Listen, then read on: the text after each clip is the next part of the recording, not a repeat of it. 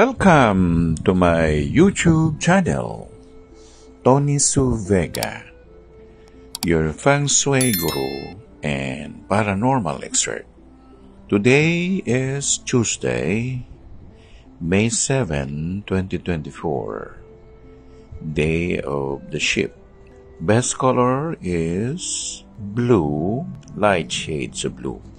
Activities: collect your clay pots for planting. Pile the bricks for cementing.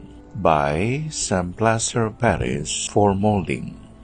Ang araw po natin ngayon ay araw ng Martes, Mayo 7, 2024, araw ng tupa. Pinakamagandang kulay ang asul at mga kagaya nitong kulay. Mga gagawin: ihanda ang mga paso o palayok na pwedeng gamitin para paghandaan ang panahon ng pagtatanim. Gayon din ang pagsasalansan ng mga bricks para sa bandang uli ay gumamit ng simento at gawin itong pader. Pagkolekta ng mga buhangin sa playa upang gamitin sa paggagawa o pag-ayos ng bahay. May kinalaman sa China jar.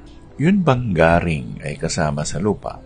Ang garing ay isang ivory na nanggaling sa bibig ng elepante. So, hindi siya lupa.